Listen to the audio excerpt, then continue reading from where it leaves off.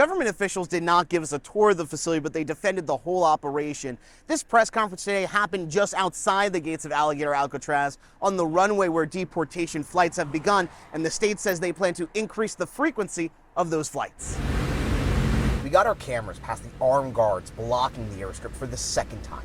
On the runway, we saw supplies, planes, and the tents where it appears people are being held.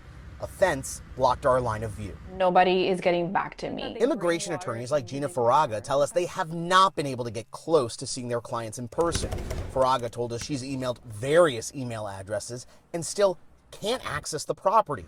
It got to the point where her client, she says, wasn't even present for his bond hearing inside a different detention center about 40 minutes away. Which hurts because these people are going to go to immigration court. So how do you prepare them for court? The American Civil Liberties Union is now suing the state and the federal government over the issue.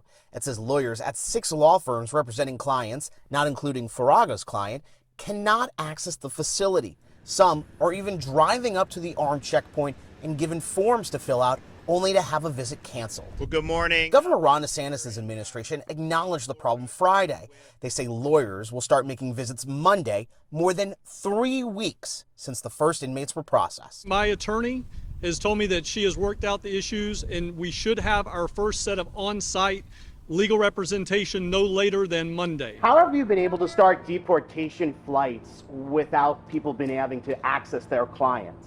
Some of the, remember, there's probably close to 800,000 illegal aliens that have already been ordered deported in this country. The idea that somehow you need some elaborate process in some of those situations, that's just not factually true. The facility is now giving the federal government an additional 2,000 beds. The Florida Department of Emergency Management believes it can boost capacity to 4,000. ICE data we obtained from April shows prior to Alligator Alcatraz opening, other federal detention centers like Crow North Processing Center in Miami had almost 3 times as many inmates as its capacity. The governor did not directly answer the turnaround time it takes for them to have an inmate enter the facility and then leave on a deportation flight. An ICE spokesperson says they've only had 2 or 3 flights so far. In Collier County, Ethan Stein, WPTV News.